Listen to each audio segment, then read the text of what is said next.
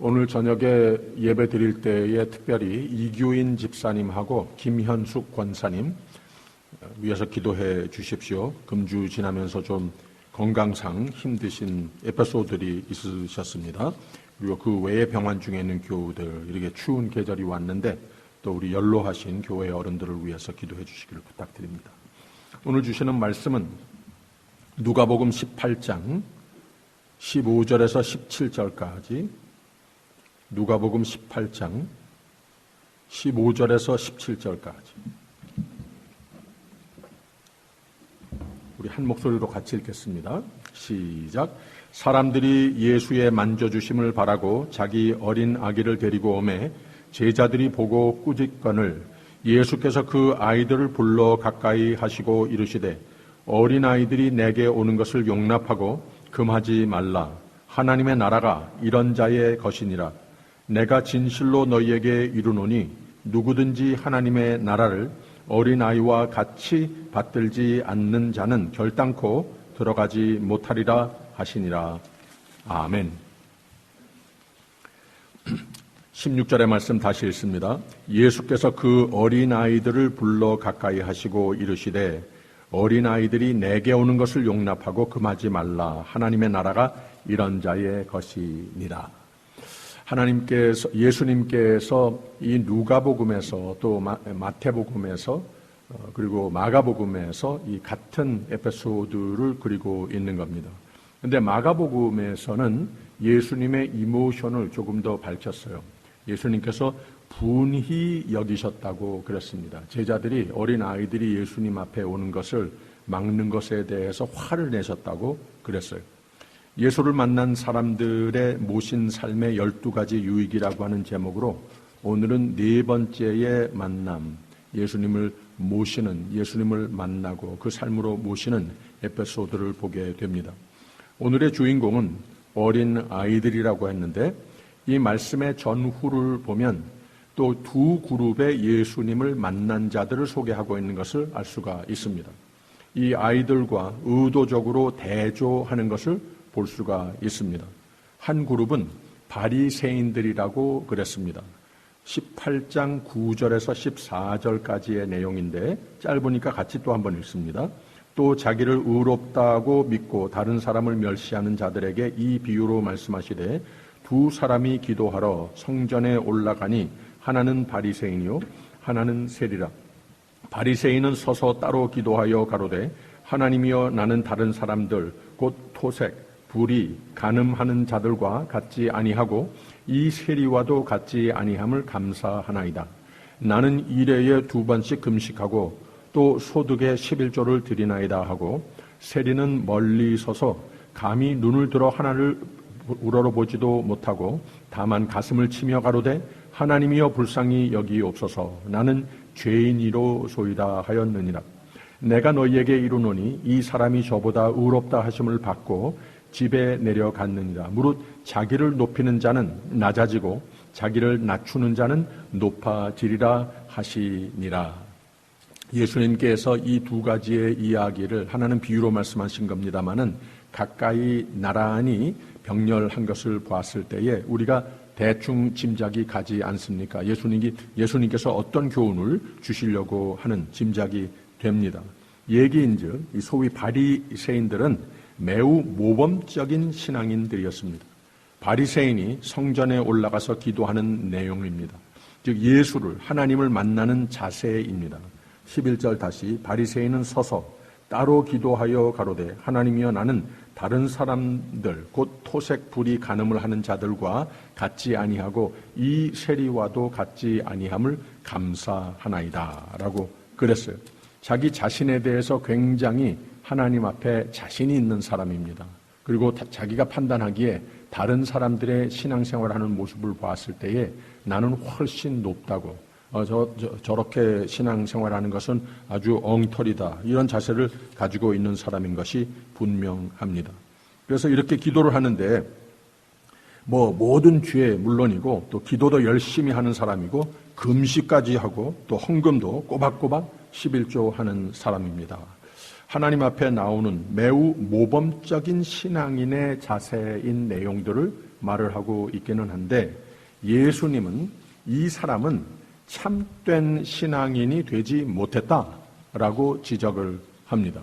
이 사람의 기대에 굉장히 어긋난 예수님의 반응이죠. 그래서 14절에 내가 너희에게 이르노니 이 사람이 저보다 의롭다 하심을 받고 집에 내려갔느니라. 무릇 자기를 높이는 자는 낮아지고 자기를 낮추는 자는 높아지리라 하시니라 라고 그랬습니다.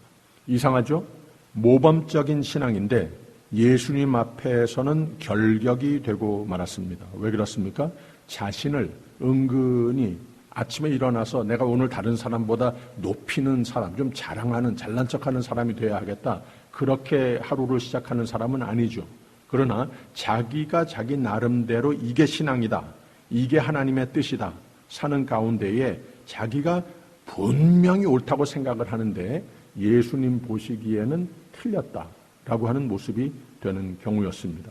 이 바리새인의 모범적 신앙, 자신 있는 신앙을 나란히 세리라고 부른 죄인과 비교를 우선 했습니다. 세리는 바리새인과 같은 클레임, 자부할 것 하나도 없었습니다. 게다가 사실 자신은 하나님을 모실 자격이 전혀 없는 것으로 생각을 하는 사람이었습니다. 왜냐? 저 바리새인과 비교하면 너무 결격 사항이 많아서 그랬습니다. 이 바리새인을 맨날 보면서 그저 주눅이 들고 이런 신앙생활을 하는 사람이었습니다. 그래서 13절에 세리는 멀리 서서 감히 눈을 들어 하늘을 우러러보지도 못하고 다만 가슴을 치며 가로되 하나님이여 불쌍히 여기옵소서 나는 죄인이로소이다 하였느니라. 하나님의 율법에 관해서는 신앙인의 모습들이 이런 것들이다, 퀄리피케이션 이런 것에 대해서는 전혀 자기는 결격이라고 생각이 되는 것뿐이었습니다. 그래서 그냥 멀리 서서라고 그랬어요. 멀리 서서 바람은 있는데 하나님께 가까이는 못하는 사람으로 자기 자신을 보아왔습니다. 그래서 멀리 서서, 그러나 중요한 것이 예수님께서 보시고 참 마음에 드셨던 것이 하나님께 나오고 싶은 마음은 있었습니다. 사복음서를 보게 되면 이런 사람들이 예수님 앞에 나온 얘기들이 겹으로 얼마나 많습니까?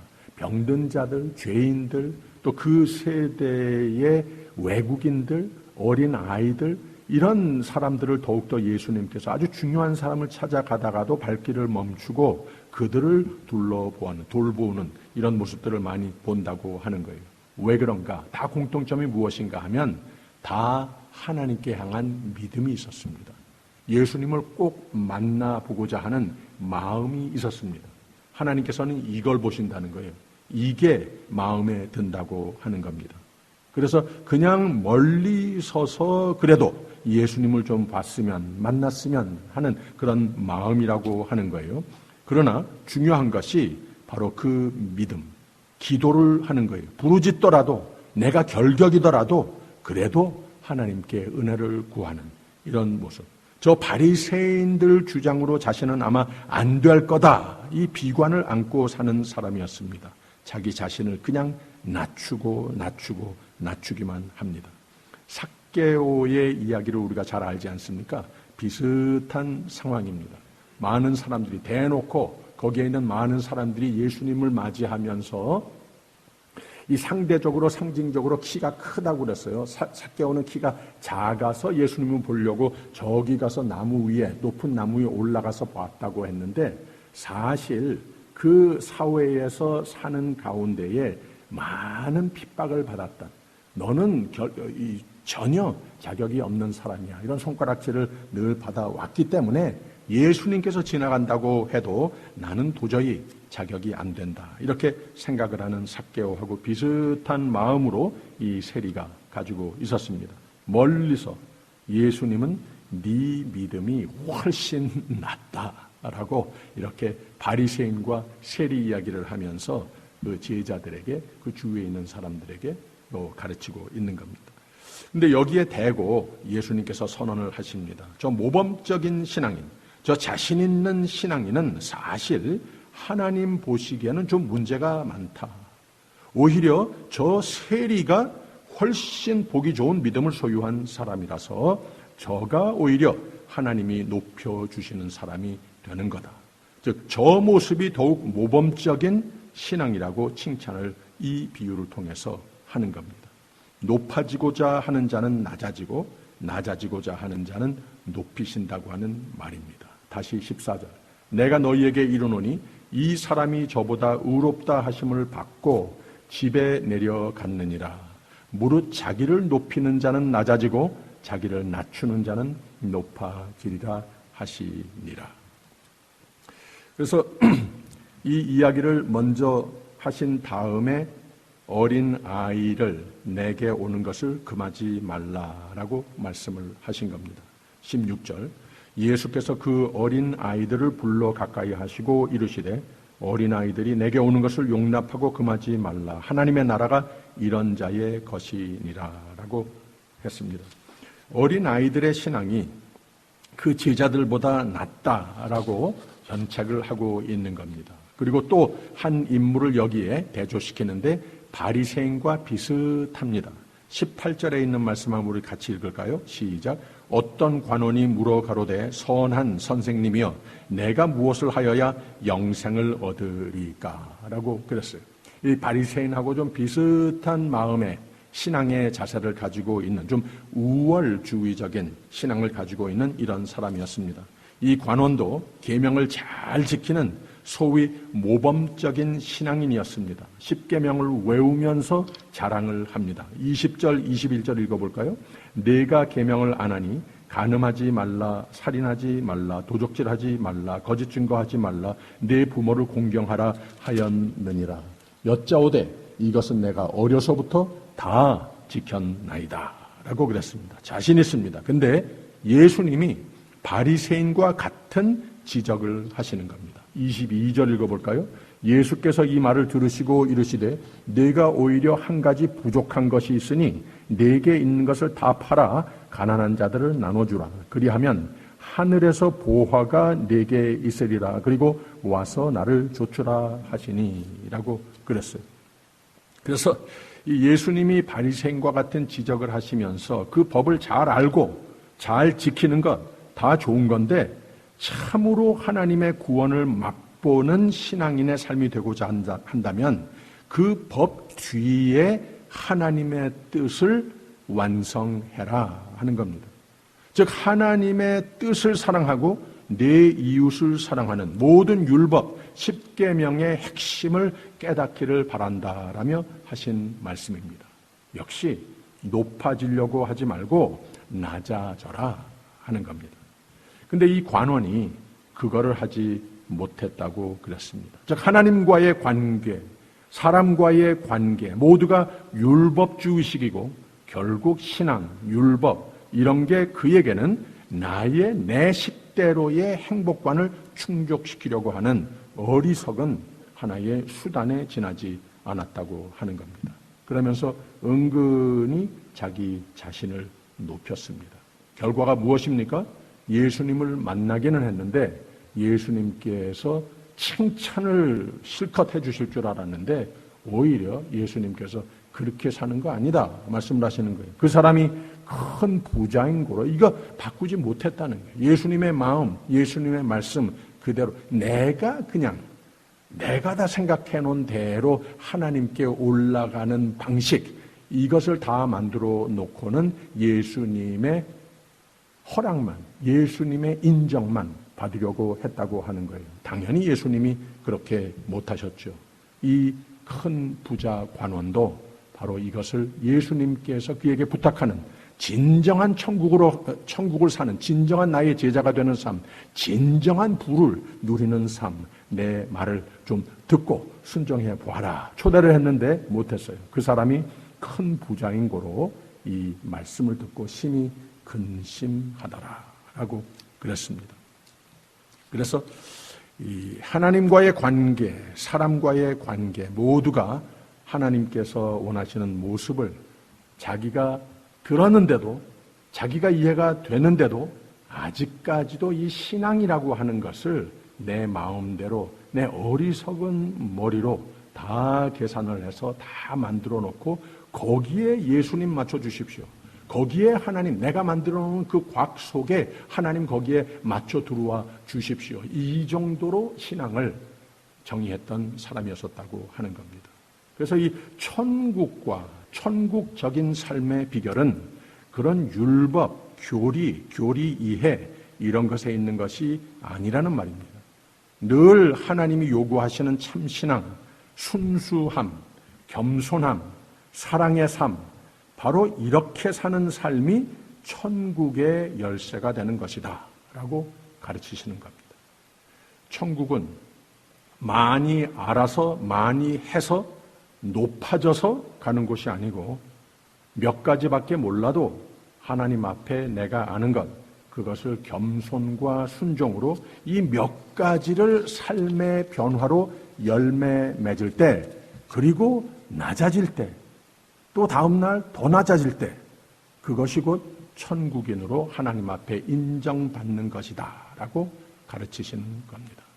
그래서 이 세 가지 얘기, 바리새인의 얘기, 어린아이의 얘기, 관원의 얘기, 세 가지의 신앙을 나란히 병렬해 놓으시고는 25절에 이런 말씀을 하셨어요. 25절 같이 읽습니다. 시작.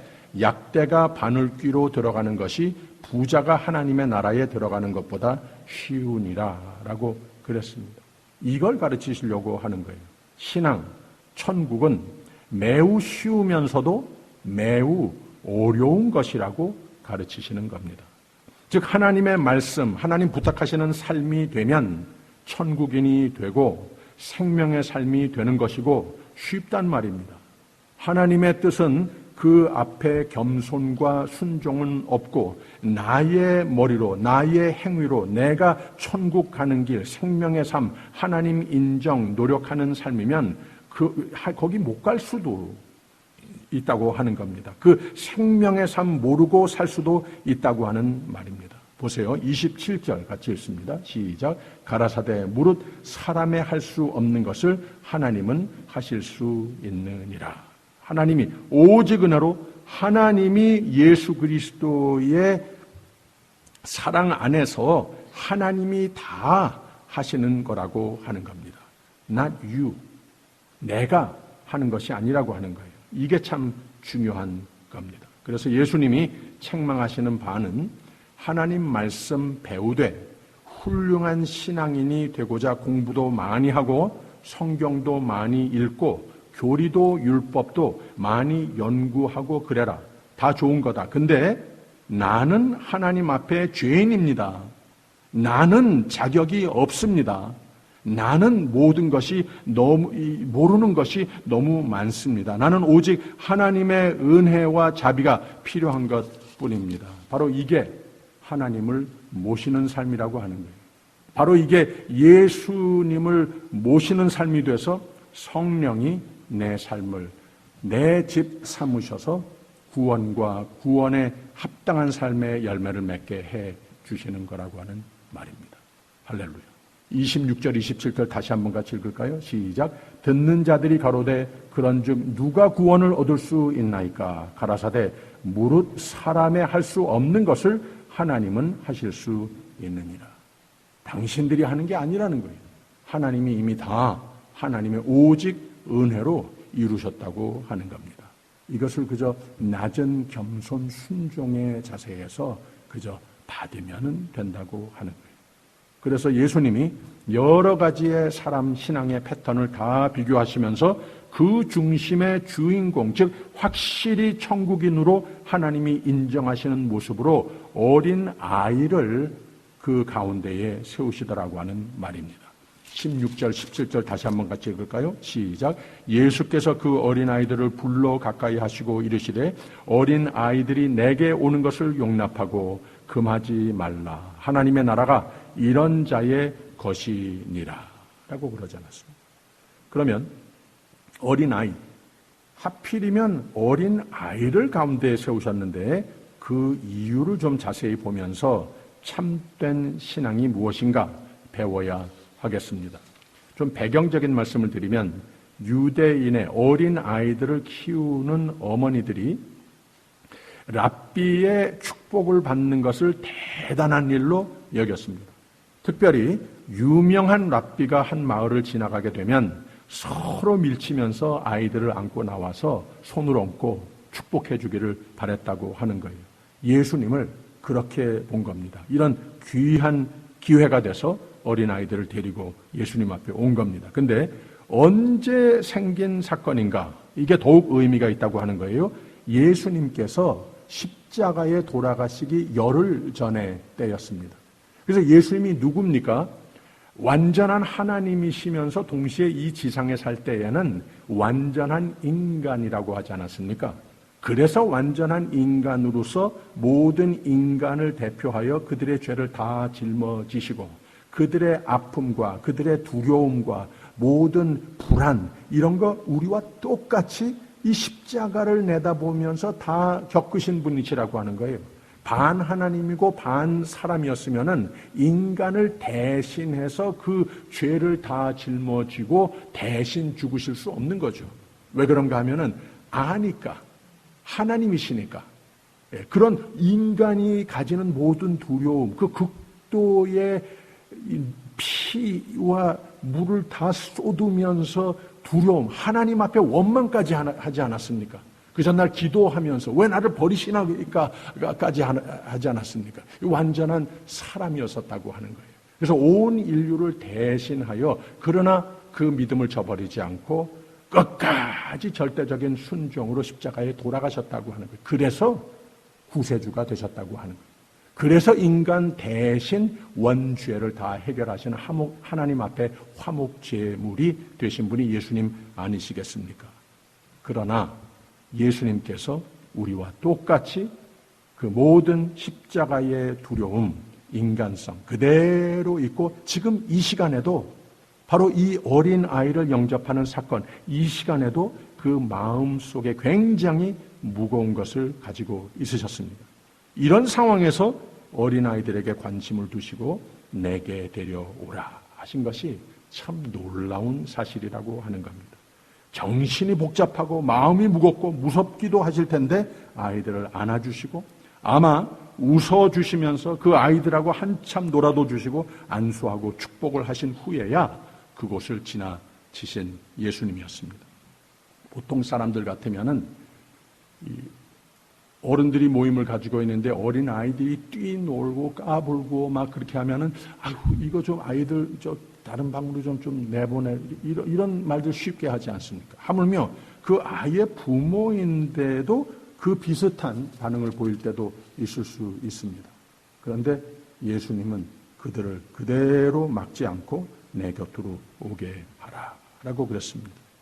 죽으러 가시는 길에 이런 여유를 보이셨다고 하는 것 대단한 놀라운 사실이라고 하는 거예요. 어린아이들을 많이 사랑하셨습니다. 제자들은 어땠습니까? 엄마들이 막 애들을 예수님 앞으로 데려오는데 제자들이 꾸짖거늘이라고 그랬어요. 뭐 제자들이 고약한 마음이 있어서 마음이 좁은 사람들이라서 그런 것 아닙니다. 그냥 예수님을 좀 보호해 드리려고 그랬던 거라고 하는 거죠. 또 예배의 질서를 위해서 그렇게 하셨다고 하는 거예요. 그러나 예수님은 오히려 보시고 더 예수님께 나오는 아이들을 막는 제자들에게 그러지 말라고 그랬어요. 아까 말씀드린 대로 마가복음을 보니까 그렇게 하는 것에 애들이 가까이 오는 것에 대해서 화를 내셨다고 그랬습니다. 예수님의 마음이 그런 것을 제가 알기 때문에 간혹 가다가 부모가 어린 아이들을 데리고 유아실이라든지 어린이 Children's Church에 같은 시간에 예배를 드리는 시간인데 무슨 이유로라도 아이를 데리고 들어와 앉아서 아이가 왕 운다든지 뭐 무슨 예배 도중에 설교 도중에 큰 소리로 엄마한테 뭘 물어본다든지 뭐 달라고 그런다든지 그럴 때에 막 부모가 당황을 해요. 그럼 안고 나가고 막 이럽니다. 그럴 때 제가 기회가 되면은 꼭 말을 합니다. 하나님께서 이 예배 시간에 어린 아이들이 어린 아이기 때문에 그런 소리 내는 거 그 소리 굉장히 기뻐 받으신다고. 예배의 한 부분으로 기뻐 받으신다. 괜찮다고 그냥 앉아 계시라고 제가 그렇게 말씀을 드리곤 합니다. 예수님의 마음이 그런 것을 알기 때문에 그렇다고 하는 거예요. 애들 그렇게 막지 말고 좀 가까이 데려오라 하셨습니다. 그리고 중요한 말씀을 하신 것이 16절 후반에 하나님의 나라가 이런 자의 것이니라 라고 그랬어요. 내가 진실로 너희에게 이르노니 누구든지 하나님의 나라를 어린 아이와 같이 받들지 않는 자는 결단코 들어가지 못하리라 하시니라. 많은 사람들은 이 말씀을 오해를 해요. 어른들보다 이 어린 아이들이 이 천국에 들어갈 자격이 있는 존재들이다. 이렇게 오해를 하는데 그게 아니고 잘 보세요. 하나님의 나라가 이런 자의 것이니라 라고 그랬어요. 이 어린 아이들에게 저 바리새인도 아니고 저 관원도 아니고 저 어린 아이들이 지니고 있는 그 청순함, 참 겸손함, 어린 아이 같은 모습, 뭘 많이 알지는 못해도 바로 있는 그대로 그냥 믿고 두 팔을 벌리고 하나님 앞에 나오는 모습. 이런 성품을 어른이 됐다고 잊어버려서는 안 된다는 거예요. 어린 아이와 같은 그 캐릭터를 그대로 유지하고 하나님 앞에 나오는 모습을 어른 된 다음에도 하나님이 좀 보고 싶으시다는 거예요. 이 제자들 이미 어른 된 이 많은 사람들 굉장히 높고 대표적인 신앙생활을 모범적으로 잘한다는 사람들 이거 벌써 다 잊어버렸다는 거예요. 이 어린 아이들이 보여주는 그 캐릭터 이것을 당신들도 다시 되찾아라 이 말을 하는 겁니다. 또 내가 진실로 너희에게 이르노니 누구든지 하나님 나라를 이 어린 아이와 같이 받들지 않는 자는 결단코 들어가지 못하리라. 이 어린 아이들이 천국론에 대해서 잘 알겠습니까? 무슨 신학을 합니까? 성경을 다 읽어봤겠습니까? 아니에요. 바로 하나님께서 하나님을 만나고자 나오는 그 순진한 모습, 퓨어한 모습.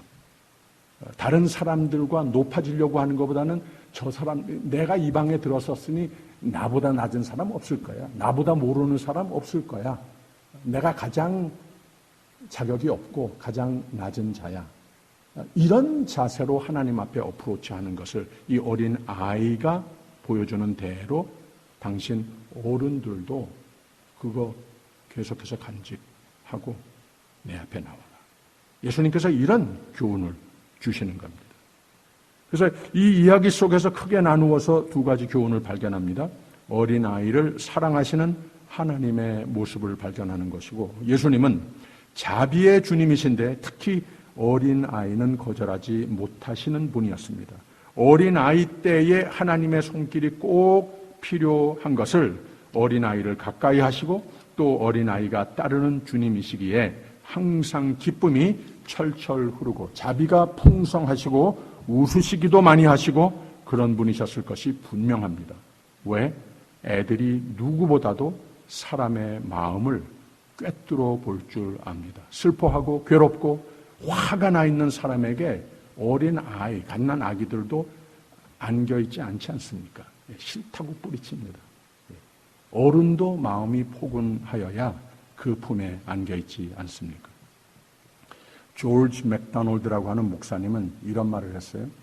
어린 아이가 그 사람 둘레에 항상 즐겁게 놀지 못하는 사람이라면 참 그리스도인이라 할 수 없다. 아주 극단적인 이런 얘기를 했어요.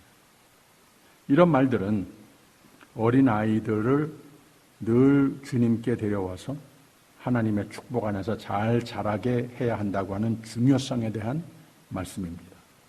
이건 너무 당연하죠. 그러나 오늘 이런 각도에서 어린 아이들을 생각해 보고자 합니다. 어린 아이들을 막지 말라고 하면서 이 아이들이 하나님의 나라가 필요해서 이 아이들이 예수님이 필요로 돼서 예수님 앞에 데리고 와라. 데리고 오는 것을 금하지 말라. 그냥 있는 모습 그대로 하나님께서 기뻐 영접하시는 아이들. 이게 예수님께서 아이를 금하지 말라고 하는 한 가지의 이유고 또 한 가지 이유는 이 어린 아이들에게 제자들, 어른이 된 제자들에게 배워줄 것이 있기 때문에 그렇다는 거예요. 하나님 나라를 어린아이와 같이 받들지 않는 자는 하나님 나라에 결단코 들어가지 못한다라고 그랬습니다. 제자들에게, 어른들에게 아이를 세워놓고 어떤 교훈을 주시는 건가? 크고자 하면 어린아이와 같이 작아지라고 그러셨고, 제자들이 누가 더 크냐 논쟁하는 것을 의식하면서는 나의 참 제자가 되려면 섬기는 자가 돼야 하는데, 또 역시 어린 아이 하나를 세우시고 얘같이 좀 돼봐라 라고 가르치시기도 했습니다. 그럼 어린 아이의 특징이 무엇이냐고 하는 거죠. 왜 어린 아이를 세워놓고 이 교훈을 하시는가? 어린 아이들에게 우리가 어른들이 배워야 할 것이 무엇인가? 어느 문화권이나 어린 아이들을 아직 불완전한 사람으로 취급을 합니다. 성인이라고 하는 단어가 있지 않습니까? 이게 무슨 말인가 하면 완전한 인간이 됐다, 다 컸다, 이런 뜻으로 문자 그대로 성인이라고 하지 않습니까? 다 채워졌다라는 뜻입니다. 그 반면에 소아, 청소년이라고 하는 말은 아직까지 완전하게 되지 않은 이런 완전한 인간이 되지 않은 이런 좀 잘못된 표현으로 이 아이들을 표현을 하는 모든 문화권에서 다 그렇게 말을 합니다. 그런데 예수님께서는 성인, 어른이 아니라 아직까지 사람들이 보기에 소아, 아직까지 완전하게 되지 않은 그 아이들, 이런 자의 것이 하나님의 나라다. 이런 모습으로 마음을 그대로 유지하고 있는 자들에게 천국의 열쇠가 주어지는 것이다. 이걸 가르쳐주고 있는 겁니다. 그래서 어린아이의 상대적으로 캐릭터가 몇 가지 있는데, 어린아이들은 어른과 비교해서 우리가 잘 아는 바 겸손하지 않습니까? 내가 오늘 좀 겸손하게 살아야 되겠다. 그래서가 아니라 그냥 상대적으로 어른들 세계에서 가정이나 사회나 교회나 어디에 와서든지 자기는 잘 모르고 저 어른들이 다 아는 것으로 이렇게 생각을 하기 때문에 자동적으로 겸손할 수밖에 없습니다. 가끔 아주 자신 있고 어른들 뺨칠 정도로 똑똑한 말 잘하는 아이들도 있죠. 이런 것을 보면서 야, 참 대견하다 합니다. 근데 주로 아이들은 그렇지 못합니다. 주로 수줍어합니다. 사람 많은 곳을 두려워합니다. 아직 지위나 무슨 교만이나 이런 것 중요하지도 않고 잘 알지도 못합니다. 즉, 나 자신의 욕심적인 것을 추구하는 기능, 아직 발육하지 못한 상태라고 하는 거죠. 근데 예수님은 이런 자의 것이 하나님의 나라다라고 권면을 하십니다. 그래서 우선 어린 아이들이 가지고 있는 캐릭터 중에 겸손이라고 하는 것을 마음에 두세요. 둘째는 어린 아이가 뭐가 다른가? 순종을 잘하지 않습니까? 어른이 말하는데 어른 말 들어야 하는, 자동적으로 그렇습니다. 물론 아이들이 말 안 들을 때도 많죠. 역설적으로 여겨질지 모르지만 심리학자들은 어린 아이들의 선천적인 특징은 순종하는 것이랍니다. 왜 그런가 하면 아직 사회에서 가르치는 개인주의라든지 경쟁심이라든지 앰비션, 무슨 고집이라든지 욕망, 이런 것을 아직 모릅니다. 바로 이런 것들 때문에 현대인은 서로와 늘 어른들은 경쟁하고 싸우고 단체 생활을 유지하지도 못하고 그러는 경우가 있지 않습니까? 제자들도 바로 그 문제를 여기저기서 보이지 않았습니까? 예수님은 순종, 이런 것을 너의 인격 중에 장점이라고 자랑할 수 있다면 이런 자의 것이 천국이다 라고 가르치시는 겁니다. 하나님 나라가 이런 자의 것이니라. 셋째 아이들에게 배울 수 있는 것이 어린아이는 신뢰감이 있습니다. 믿음 하지만 이 어린아이들이 가지고 있는 그 pure faith, 그런 아주 순진한 믿음. 저거 믿어야 된다고 그랬어? 그러면은 그냥 믿어버리는 그런 아이들이 가지고 있는 퀄리티를 어른들도 갖춰야 된다는. 아이들은 엄마 아빠는 세상의 모든 것을 다 알고 있다고, 이 부모의 말이라면은 그게 온 세상의 진리인 것으로 그냥 받아들이면서 자라지 않습니까? 근데 커가면서 아니구나 하면서 깨닫게 되기도 하고, 롤 리버설이라고 해서 애들이 점점 커가면서 오히려 아이들이 부모를 가르치는 이런 경우도 많이 있지 않습니까? 우리 고 권사님이 웃으시는데 이 애들이 그런 것 같아요. 저 자신도 그런 경험을 많이 했는데, 어릴 때는 뭐 아빠가 최고라고, 이 세상에서 힘 제일 센 사람이라고 이렇게 생각을 했는데, 조금씩 커가면서 그게 언제부턴가는 다 없어집니다. 근데 얼마 전까지만 해도 사실 무슨 가족 모임을 한다든지 식당을 이렇게 선택을 하는, 그럴 때에 뭐 거기 가서도 또 뭘 시킬까 할 때에 제가 말이 많았었습니다. 어딜 가면 좋겠다, 뭘 먹으면은 우리 좋겠다. 그런데 언제부터인지 기억도 안 나는데 제가 말을 하는 것은 듣는지 안 듣는지 아무 의미가 없어요. 그래서 아마 모르겠어요. 얼마나 오래됐는지 모르겠는데 그냥 이제는 무슨 뭐 가족 행사를 한다든지 어디 뭐 식당을 간다든지 가서 뭘 시켜 먹는 거라든지 제가 먹을 것마저도 저는 그냥 가만히 있어야 됩니다. 가만히 있어야 돼요. 아내하고 아이들이 그냥 다 알아서 해주는 거 그냥 받아 먹으면 되는 것으로 그렇게 되고 말았습니다. 아무튼 어린아이는 믿을 줄 안다고 하는 거예요. 얼마나 귀한 겁니까? 하나님의 나라가 이런 자의 것이니, 어린아이들이 어른을 믿어주는 모습에서 우리가 하나님께 향하여 가져야 하는 신뢰감을 배우고 개발할 수 있다고 가르치신다고 하는 거예요. 넷째, 어린아이는 기억력이 짧습니다. 좀 긍정적인 차원에서 아이들은 아직 무슨 누가 나한테 잘못한 것이 있어서 기분 나쁜 말을 해서 앙심을 품고 뭐 두고 보자 하는 이런 거 할 줄 모릅니다. 부모한테 야단을 맞고 나서도 그런 거 할 줄 모릅니다. 사실 아주 부정한, 이 불공평한 일을 자기가 당했는데도 아주 쉽게 잊어버립니다. 어른보다 훨씬 낫습니다. 나중에 가서 용서해야 할 것조차 기억을 못합니다. 그냥 다 잊어버리고 마는 거예요. 하나님의 나라가 이런 자의 것이라고 하시는 거예요. 잘 잊어버리는 것, 잘 용서하는 것. 아무 계산 없이 내가 용서를 이렇게 해야 그래야 또 나중에 이렇게 또 이것도 아니에요. 그냥 무턱대고 잊어버리는. 그래서 이 겸손, 순종, 신뢰, 용서 뭐 많이 있겠지만 남의 잘못, 약점 잘 잊어버리는 것. 이 네 가지가 아이들의 특징이 아닐까 생각이 된다는 거죠. 사실 우리 주님의 특징이 바로 이것들입니다.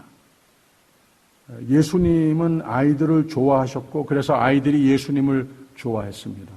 예수님의 성품을, 예수님의 캐릭터를 아이들이 어른보다 아주 수제자들보다도 훨씬 더 낫더라는 거예요.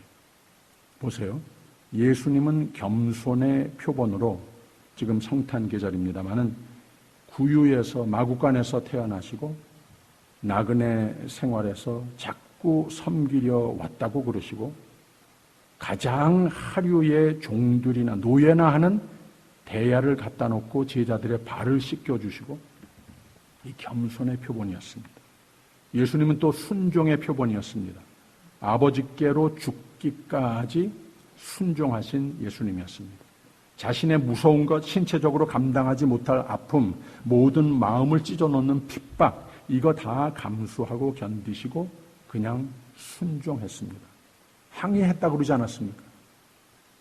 하나님을 원망까지 했다고 그러지 않았습니까? 그래도 순종했습니다. 끝까지. 또 예수님은 믿음, 신뢰감으로 나의 영을 아버지께 맡기나이다.